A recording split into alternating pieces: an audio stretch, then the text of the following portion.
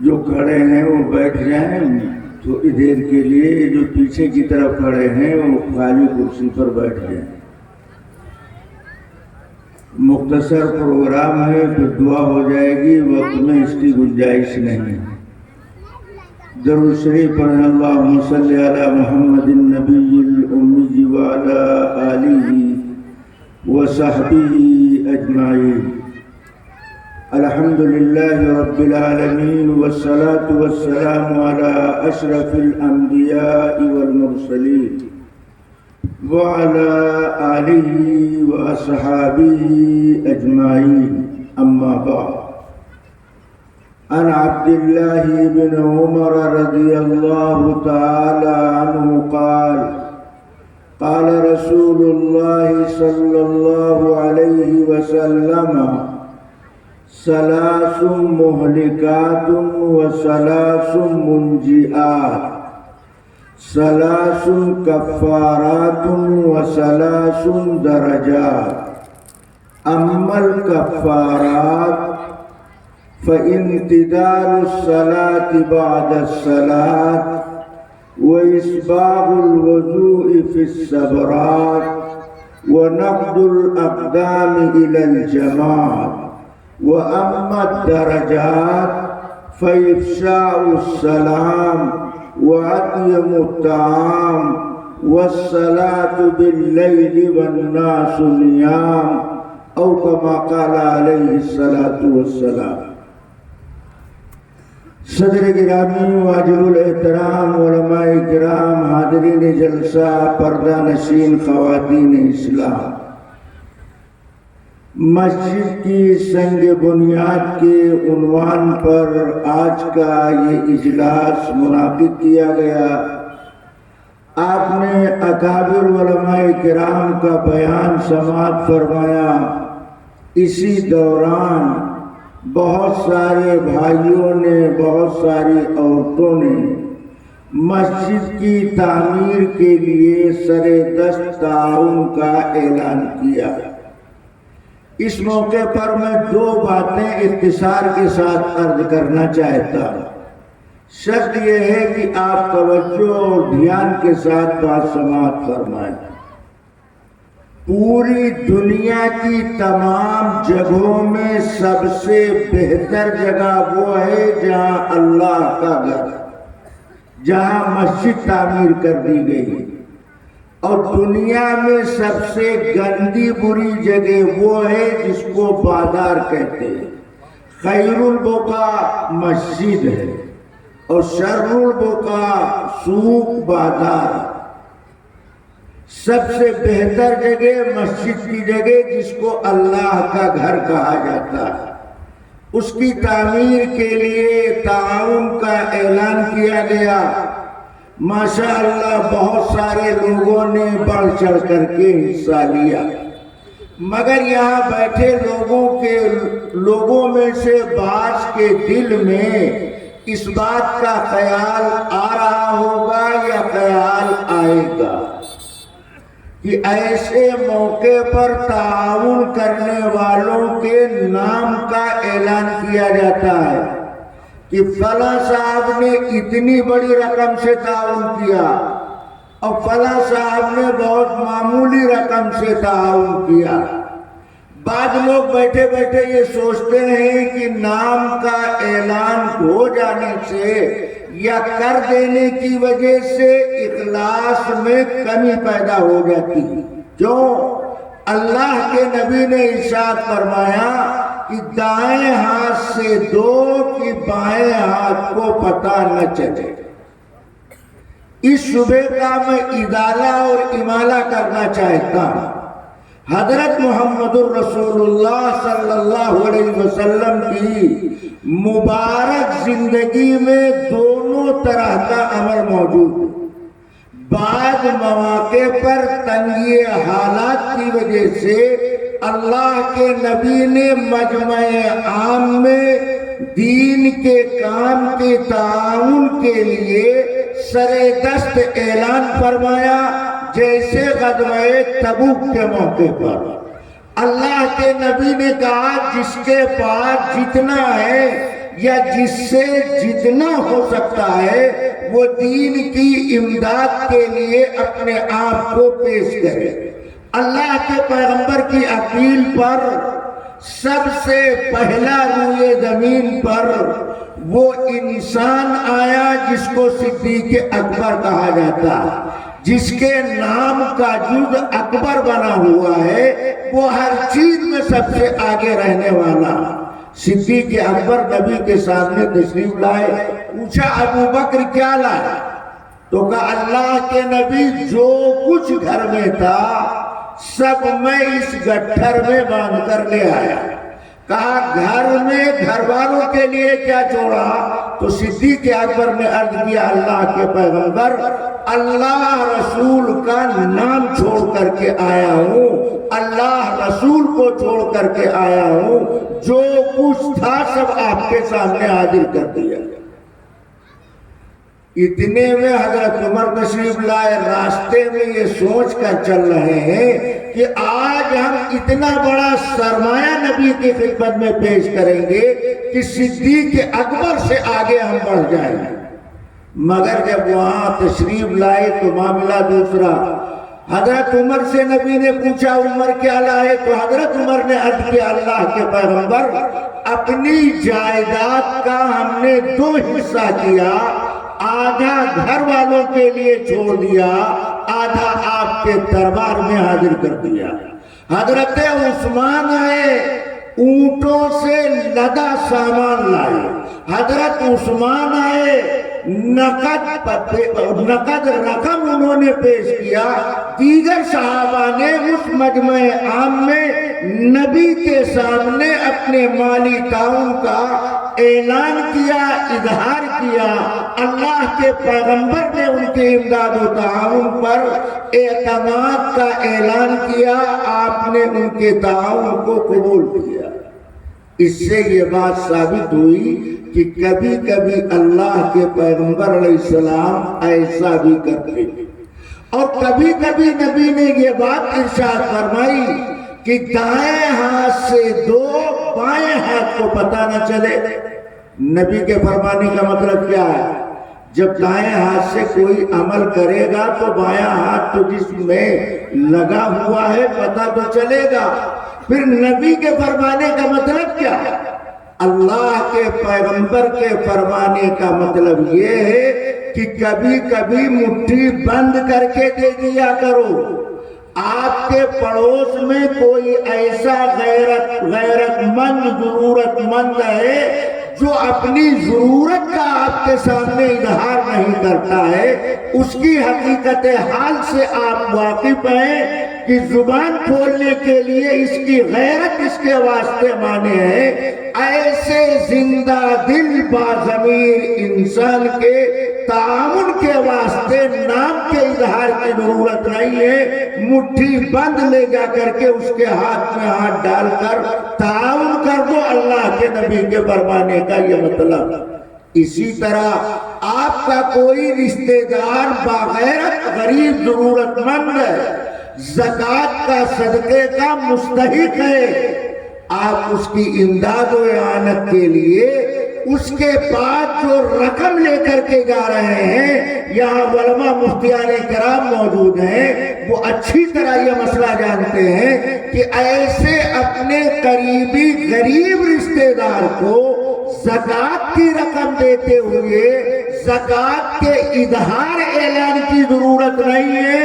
آپ نے نیت کر لیا، مٹھی بند کر کے اس کو دے دیا، لفافے میں پیک کر کے اس کے حوالے کر دیا، اس نے آپ کی رقم کو قبول کر لیا تو آپ کی زکوٰۃ ادا ہو گئی، آپ کو ثواب مل گیا، اس کا کام بن گیا۔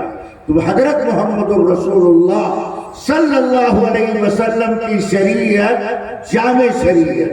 اب دوسرا سوال یہ کہ اللہ کے نبی نے اظہار کرنے کی اجازت کیوں دی، اور اللہ کے کے نبی نے مٹھی بند کر کے تعاون کی تعلیم کیوں دیا؟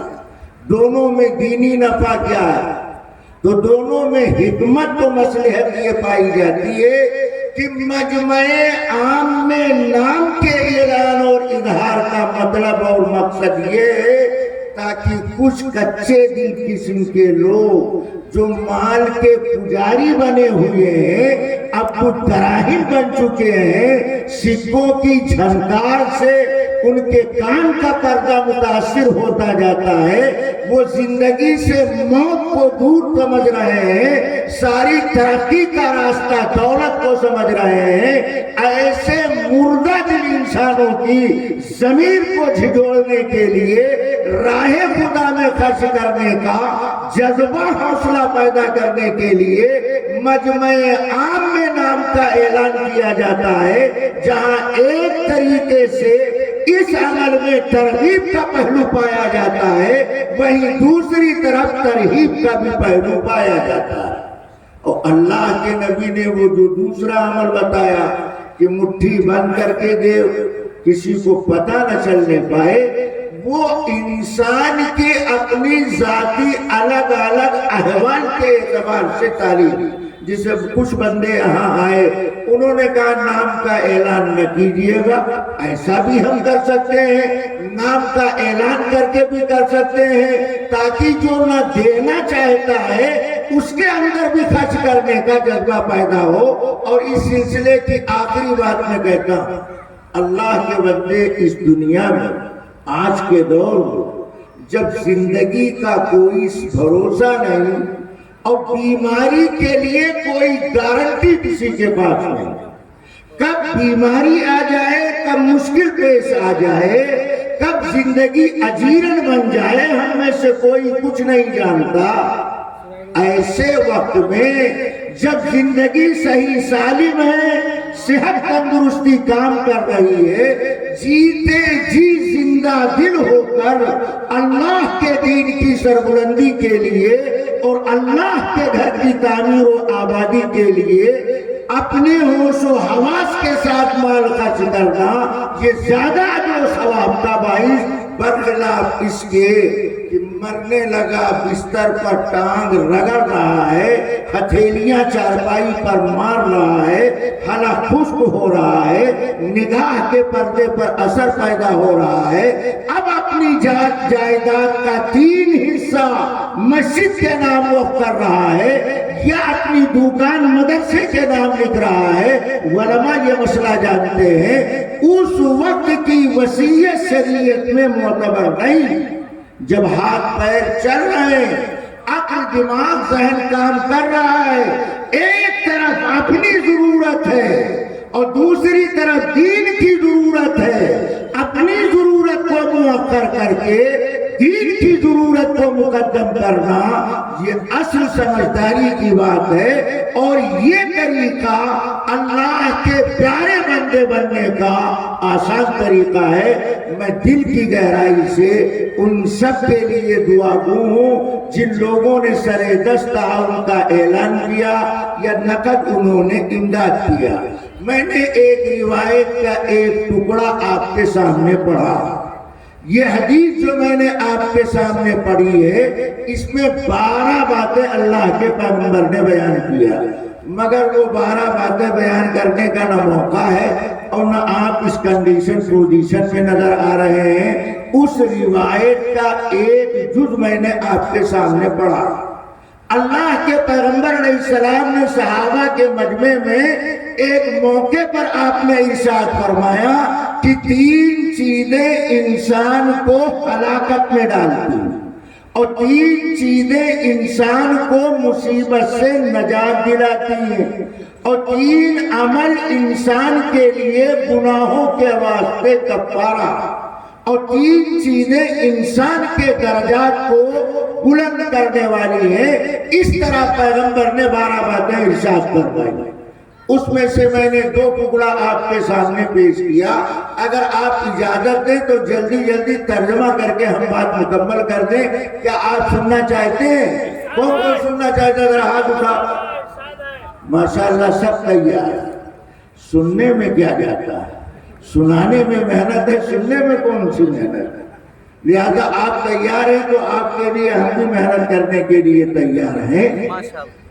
اس موقع پر جن لوگوں نے تعاون کیا اور بعض لوگ وہ ہیں جو تعاون نہیں کر سکے، ان کو مایوس ہونے کی ضرورت نہیں ہے، اور جنہوں نے تعاون کیا ہے انہیں اپنے کرتے کے بٹن توڑنے کی ضرورت نہیں ہے۔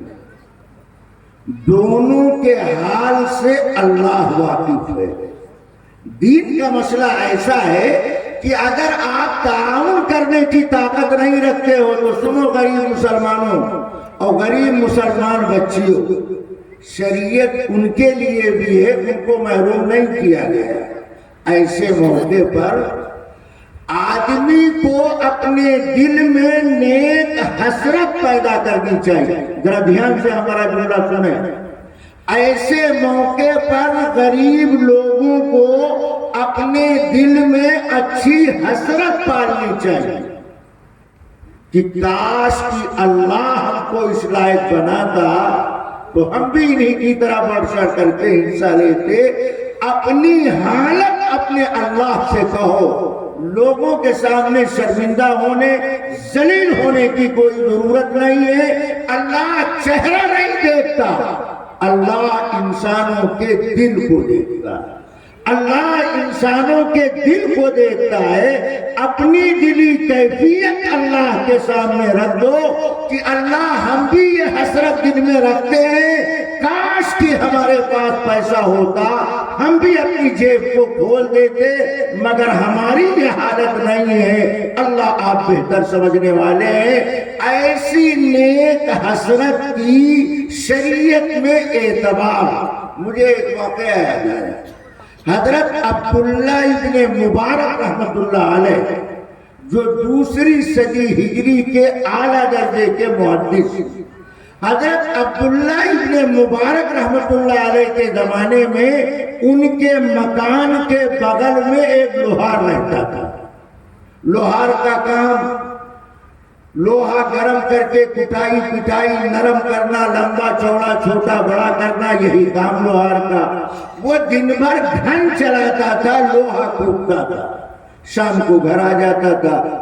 جب رات میں سوتا تھا تو عبداللہ ابن مبارک کو دیکھتا تھا کہ گرمی کے زمانے میں مکان کی چھت پر وہ تہجد کی نماز پڑھتے تھے۔ جب دنیا سوتی تھی تو ابن مبارک اپنے اللہ کے سامنے روتے تھے۔ یہ تہجد کی عبادت انسان کی زندگی کو بدلنے کے لیے بہت بڑا ذریعہ، بہت بڑا سبب ہے۔ جس قدر تہجد کی نماز کا بندہ اہتمام کرتا ہے، اللہ کا قرب، اللہ کی قربت، اللہ کی معیت، اللہ کی نسبت اس بندے کو حاصل ہو جاتی ہے۔ جب دنیا غافل رہتی ہے تو وہ اللہ کے سامنے اٹھ کر کے روتا ہے، اللہ کو رونے والوں پر ترس آتا ہے۔ اللہ کے دربار میں سب کچھ ہے۔ دھیان سے سنو، بہت قیمتی بات میں کہتا ہوں، یہ علماء کی برکت سے حضرت نانوتوی رحمۃ اللہ علیہ کی بات کیا جائے۔ حضرت نانوتوی رحمۃ اللہ علیہ نے ایک موقع پر فرمایا کہ اللہ کے پاس کیا نہیں ہے۔ سوال، اللہ کے پاس تو سب کچھ ہے، سوال یہ ہے کہ اللہ کے پاس کیا نہیں ہے، اور اس کے نہ ہونے کی وجہ سے اللہ کی نظر میں اس کی بڑی قدر و قیمت۔ تو حضرت نانوتوی جواب دیتے ہیں، ایسا علم اللہ نے حضرت نانوتوی کو عطا فرمایا تھا، فرمایا اللہ کی نظر میں ندامت کے آنسو کی بڑی قدر۔ جو اپنے جرم گناہ کا اعتراف کر کے اللہ کے سامنے شرمندہ ہو کر روتا ہے، آنسو بہاتا ہے، ان آنسو کے قطرے کی اللہ کی نظر میں بڑی قدر ہے۔ وہ آنسو کے قطرے اللہ کے دربار میں اس وقت پہنچیں گے جب ندامت کے ساتھ وہ آنسو بہائے گا۔ اس آنسو کی اللہ کی نظر میں بڑی قدر ہے۔ عبداللہ ابن مبارک کی پڑوس میں وہ لوہار رہتا تھا، اس کا انتقال ہوا، ابن مبارک کا بھی انتقال ہوا۔ لوہار کا پہلے انتقال ہوا، عبداللہ ابن مبارک کا بعد میں انتقال ہوا۔ کسی آدمی نے خواب میں دیکھا، عبداللہ ابن مبارک سے پوچھا کیسی گزری؟ تو عبداللہ ابن مبارک نے کہا کہ اللہ نے رحم فرما دیا، کرم فرما دیا، فضل فرما دیا کہ اللہ نے نجات عطا فرما دی۔ مگر ایک بات قابل غور ہے، وہ لوہار جو ہمارے پڑوس میں رہتا تھا جنت میں اس کا مرتبہ بڑھا ہوا، ہم سے اس کا درجہ بڑھا ہوا۔ خواب دیکھنے والا پریشان ہو گیا کہ یہ عبداللہ ابن مبارک اتنا بڑا محدث، اتنا بڑا فقیہ، اتنا بڑا اللہ والا، وہ کہتا ہے اس لوہار کا درجہ جنت میں ہم سے بڑھا ہوا ہے۔ مطلب خلاصہ یہ کہ وہ بھی جنتی، میں بھی جنتی، مگر رتبہ اس لوہار کا بڑا ہوا۔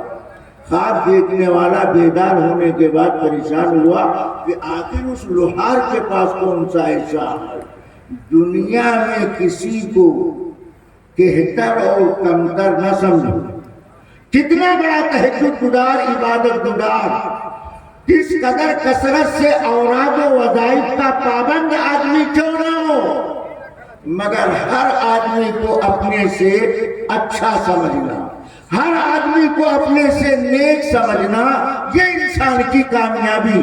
انسان کی بربادی کا سب سے آسان راستہ یہ ہے کہ اپنے آپ کو اچھا سمجھنے لگے اور دوسروں کو کمتر اور کہتر تصور کرنے لگے۔ تو خواب دیکھنے والا سوچ میں پڑ گیا کہ پتہ لگانا چاہیے کہ اس لوہار کے پاس کون سا ایسا عمل تھا، وہ کون سا ایسا عمل کرتا تھا کہ اللہ نے اس کا مرتبہ بلند کیا۔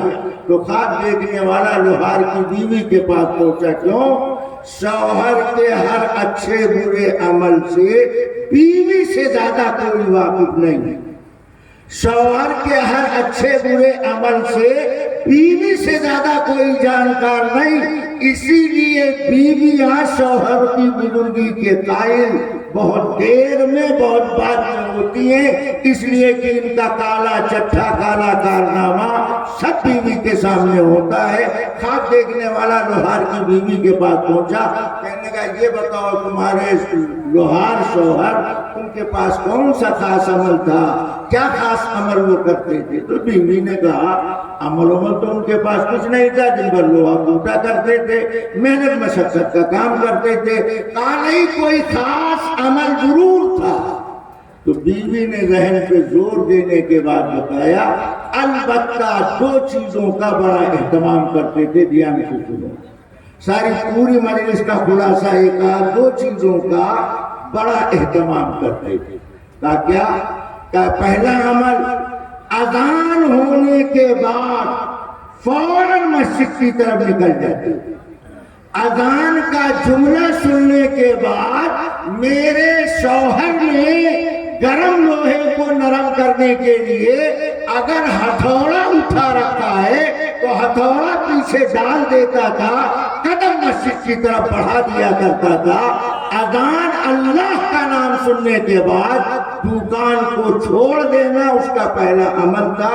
ایک عمل زندگی میں پابندی کے ساتھ یہ، اذان سننے کے بعد تو دکان مکان میں نہیں، اللہ کے گھر میں۔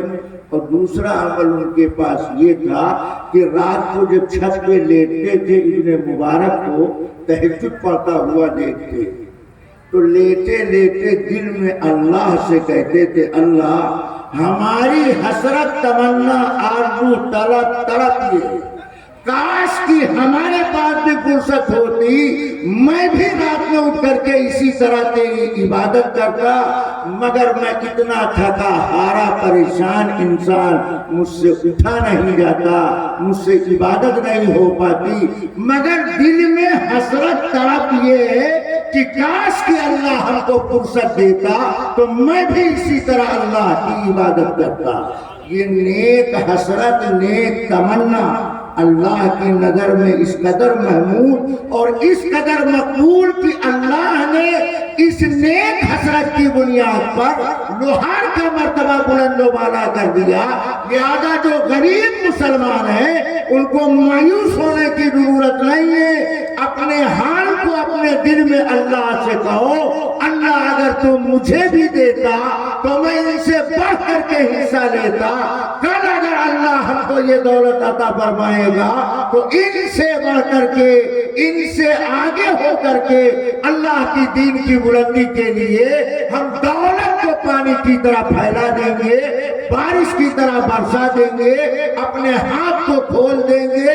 یہ حسرت تو ہم دل میں پیدا کر سکتے ہیں، اللہ کے یہاں حسد سے منع کیا گیا، حسرت سے منع نہیں کیا گیا۔ کسی کی دولت، کسی کا علم، کسی کی طاقت دیکھ کر جلنا کہ یہ صفت اس سے ظاہر ہو جائے، یہ حسد کہلاتا ہے، شریعت میں یہ حرام ہے۔ البتہ حسرت، نیک کام کی تمنا کرنا، اس پر رشک کرنا، شریعت میں یہ محمود ہے، اس کی اجازت دی گئی۔ دوسری بات جو میں نے روایت کا ٹکڑا آپ کے سامنے پیش کیا، اس روایت کے اس ٹکڑے میں 3 عمل مسجد سے متعلق اللہ کے نبی نے بیان کیا، وہی میں مختصر ذکر کرتا ہوں۔ اللہ کے پیغمبر فرماتے ہیں وَأَمَّا الْكَفَّارَاتُ فَإِنْتِظَارُ الصَّلَاةِ بَعْدَ الصَّلَاةِ وَإِسْبَاغُ الْوُضُوءِ فِي السَّمْرَاتِ۔ دیکھو گناہوں کے لیے کفارہ، یعنی گناہ مٹا دینے والی چیز، گناہ صاف کر دینے والا عمل، جیسے توبہ کرنے سے گناہ معاف کیا جاتا۔ اللہ کے نبی کہتے ہیں کچھ اعمال ایسے ہیں جن کا اہتمام کرنے سے عامل کی ذات سے اللہ گناہ صاف کر دیتے ہیں، وہ عمل اس کے گناہ کے لیے کفارہ بنا دیتے ہیں۔ وہ 3 عمل کون سا؟ ان میں پہلا عمل اللہ کے نبی نے فرمایا انتظار الصلاۃ بعد الصلاۃ، ایک نماز کے بعد دوسری نماز کا انتظار۔ مثلا آپ عصر کی نماز سے فارغ ہوئے، مسجد میں بیٹھے رہ گئے، مغرب کی نماز پڑھ کر کے جائیں گے، یا نماز پڑھ کر کے اپنی دکان میں آ کر بیٹھ گئے، کام کرنے لگے، مگر دل آپ کا مغرب کی نماز ادائیگی کے لیے متوجہ ہے۔ رجل قلبہ معلق فی المساجد، ایسا آدمی جس کا دل اللہ کے گھر میں لٹکا رہتا ہو، اللہ میدان محشر میں، یوم المحشر میں اس کو عرش کے سائے میں جگہ عطا فرمائیں گے۔ اللہ کے نبی کہتے ہیں ایک نماز کے بعد دوسری نماز کے انتظار میں لگنا، یہ عمل اتنا اونچا ہے، اتنا اعلیٰ، اتنا نرالا ہے کہ جب تک اس عمل میں یہ بندہ لگا رہے گا اللہ اس کے گناہ کو معاف کرتا رہے گا، اس کے گناہ صغیرہ کو اللہ تعالیٰ صاف کرتا رہے گا۔ اب گناہ سارے صاف کر دیے گئے مگر عمل اس کی زندگی میں باقی ہے تو فائدہ کیا ہوگا؟ اللہ اس کی جگہ اسے اجر و ثواب عطا فرمائیں گے۔ نماز کے انتظار میں رہنا یہ گناہ کے واسطے کفارہ۔ اب نماز کے انتظار میں رہنے کا ایک طریقہ وہ جو میں نے بتایا، اور دوسرا طریقہ مسجد میں باوضو بیٹھا ہے کہ دوسری نماز پڑھ کر کے میں جاؤں گا۔ یہ عمل اتنا اونچا ہے، اللہ کی نظر میں اتنا محبوب ہے کہ نماز کے انتظار میں بیٹھنے والا شریعت کی نظر میں نماز پڑھنے والے کی طرح انتظار صلاۃ کے حکم میں ہے۔ نماز کے انتظار میں بیٹھنا اللہ کی نظر میں یہ بندہ ایسا ہے جیسے نماز پڑھ رہا ہو۔ یہ کتنا مقدر والا، کتنی قسمت والا انسان، اس عمل سے اللہ گناہ معاف کرتے ہیں۔ اور تیسری صورت، باوضو مسجد میں بیٹھا ہے، نہ قرآن پڑھ رہا ہے نہ تسبیح پڑھ رہا ہے، صرف نماز کے انتظار میں بیٹھا ہے۔ کیوں؟ یہ شاہی دربار کا اعلیٰ مہمان ہے، یہ شاہی دربار کا اعلیٰ مہمان ہے، رب کے بلانے پر رب کے دربار میں آیا ہوا، اس کا راستہ روکنے والا کوئی نہیں، اس کو یہاں سے نکالنے کا پاور کسی کے پاس نہیں۔ یہ صرف نماز کے انتظار میں باوضو مسجد میں بیٹھا ہے، نہ تلاوت کرتا ہے نہ تسبیح پڑھتا ہے، کچھ نہیں کر رہا، صرف باوضو بیٹھا ہے۔ علماء سے آپ پوچھئے اس کا مقام و رتبہ مرتبہ اللہ کی نظر میں کتنا بلند ہے. اللہ تعالیٰ اس باوجود انتظار صلاۃ میں لگنے والے مصلی کے پاس اللہ فرشتہ بھیجتا.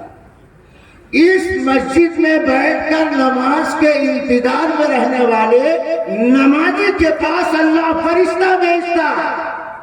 فرشتہ ہم کو دیکھتا ہے، ہم فرشتے کو نہیں دیکھتے. فرشتہ ہم کو پہچانتا ہے، ہم فرشتے کو نہیں پہچانتے.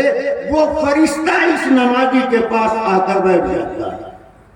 فرشتہ نمازی کے پاس آ کر بیٹھتا ہے تو اللہ کہتے ہیں بیٹھنے کے بعد اس نمازی کے لیے دعا کرنا. اللہ کتنا قسمت والا یہ بندہ ہے کہ اس کے لیے فرشتہ دعا کر رہا. اللہ نے دعا کے لیے اس فرشتے کو بھیجا ہے جو اس کے پاس بیٹھا ہے. اللہ کہتے ہیں سن اے جانے والے فرشتے، صرف دعا کے لیے نہیں بھیج رہا ہوں، تجھے وہ دعا بھی میں بتائے دے رہا ہوں. وہاں جا کر دعا کیا مانگیں؟ اس کے لیے اولاد مانگو گے، مال و اسباب مانگو گے؟ نہیں. اس نمازی کے لیے تمہیں دو دعا کرنی ہے. پہلی دعا اللہم اغفر لہ، اے اللہ تو اس کو معاف کر دے، اللہ تو اس کو بخش دے، اے اللہ تو اس کو گناہوں سے پاک و صاف کر دے. فرشتہ اس کے لیے دعا کر رہا ہے. فرشتہ معصوم ہے، اللہ فرشتوں کی بات کو قبول کرتا. ایک دعا تو فرشتہ اس نمازی کے لیے اے اللہ اس کی مغفرت فرماؤ. دوسری دعا اللہم ارحمہ، اے اللہ اس پر رحم فرما، کرم فرما، فضل فرما. یہ فرشتہ اس کے لیے دعا کرتا ہے جو باوجود مسجد میں بیٹھ کر صرف نماز کے انتظار میں لگا ہوا. تو اللہ کے نبی کہتے ہیں یہ عمل نمازی کے گناہ کے لیے کفارہ. دوسرا عمل اللہ کے نبی نے فرمایا وہ اسباغ الوضوء فی الصبرات، اور سخت ترین سردی میں، سخت ٹھنڈک میں کامل وضو کرنے والا جو اچھی طرح وضو کر کے مسجد آئے گا.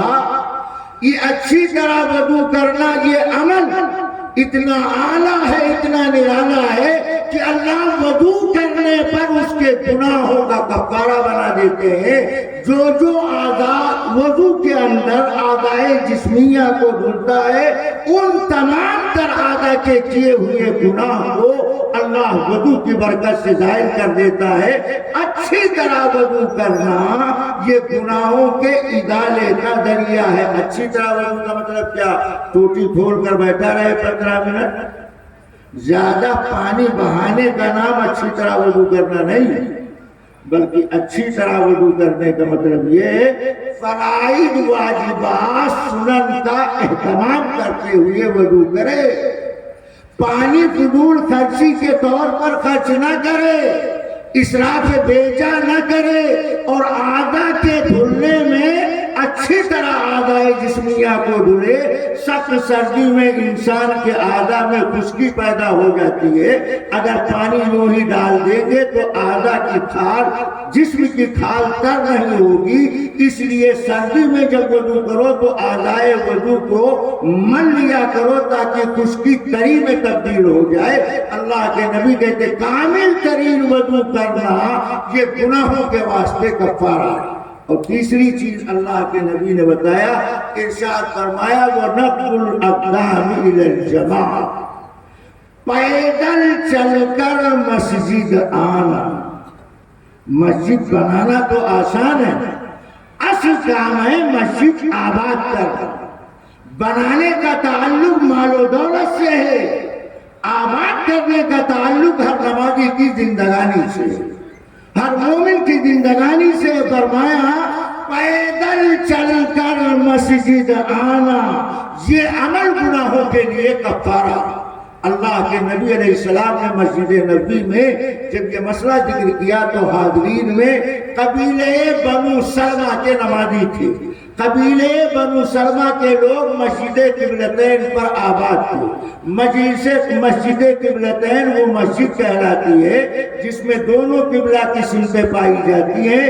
مدینہ پہنچنے کے بعد اللہ کے نبی 16-17 مہینے مسجد اقصی کی طرف رخ کر کے نماز پڑھتے رہے، مگر دل میں تمنا یہ جاگتی رہی کاش بیت اللہ کو قبلہ بنانے کی اجازت مل جاتی۔ اسی مسجد میں نماز کے دوران اللہ نے تحویل قبلہ کا حکم نازل کیا، اس لیے اس مسجد کو مسجد قبلتین کہا جاتا ہے۔ اس مسجد کے پاس آباد قبیلہ جو قبیلے بنو سلمہ کے لوگ کہلاتے ہیں وہ اللہ کے نبی کے پاس آئے، کہا اللہ کے رسول آپ نے جماعت سے نماز پڑھنے کی بڑی فضیلت بتائی، جو آدمی مسجد چل کر جماعت سے نماز ادا کرے گا تو ہر قدم کے بدلے میں اللہ اس کے ایک گناہ کو معاف کرے گا، اللہ اسے 10 نیکی عطا فرمائے گا، اللہ اس کا 10 درجہ بلند کرے گا۔ ہم قدم گن نہیں پاتے مگر فرشتے ہمارے قدم گن کر رجسٹر میں لکھ لیا کرتے ہیں۔ جب مسجد کی طرف چلنے لگو تو اپنے اٹھاتے ہوئے قدم پر یہ دھیان کرو ہمارا یہ قدم نشان قدم اللہ کے فرشتے ریکارڈ کر رہے ہیں، محفوظ کر رہے ہیں۔ تو ان قبیلے کے لوگوں نے کہا اللہ کے رسول ہم تو بہت دور رہتے ہیں، مسجد قبلتین سے مسجد نبی میں جماعت پکڑنا ہمارے لیے تو بہت مشکل ہے، اس لیے آپ اجازت دے دیں ہم مسجد نبی کے قریب مکان بنا لیں تاکہ آسانی سے ہم بھی جماعت میں شامل ہو جایا کریں۔ تو اللہ کے نبی نے فرمایا دیکھو مکان مسجد کے قریب میں بنانے کی ضرورت نہیں، جتنا دور سے چل کر کے آؤ، جتنے کثرت سے تمہارے قدم زمین پر پڑیں گے اللہ ہر قدم کے بدلے میں تمہارے گناہ کو معاف کرے گا، تمہارا درجہ بلند کرے گا، تمہیں اجر و ثواب سے مالا مال کرے گا۔ یہ تینوں اعمال مسجد سے متعلق ہیں، لہذا ہمیں مسجد تعمیر بھی کرنا ہے اور مسجد کے اعمال کو آباد بھی کرنا ہے، اپنا تعلق مسجد سے مستحکم اور مضبوط بھی کرنا ہے۔ یہ کام انشاءاللہ کریں گے۔ کون کون کرے گا ذرا ہاتھ اٹھاؤ۔ لمبا چوڑا عمل نہیں، میں تینوں بات کو ریپیٹ کیے دیتا ہوں تاکہ بات ذہن میں تازہ ہو جائے۔ پہلی چیز باوضو مسجد میں نماز کے انتظار میں لگنا، دکان پر بھی بیٹھا ہے نماز کے انتظار میں دل لگا ہوا کہ اب عشاء کی نماز پڑھ کر کے تب واپس جانا، یہ انتظار میں دل کا کروٹ بدلنا یہ گناہوں کے لیے کفارہ، گناہ مٹانے کی تیز آندھی سے بھی تیز اثر کرنے والا عمل۔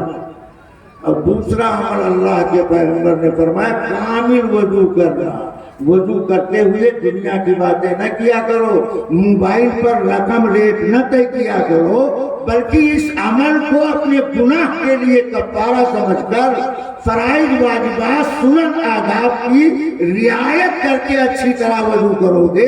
جب اچھی طرح وضو کرو گے تو عبادت میں دل لگے گا۔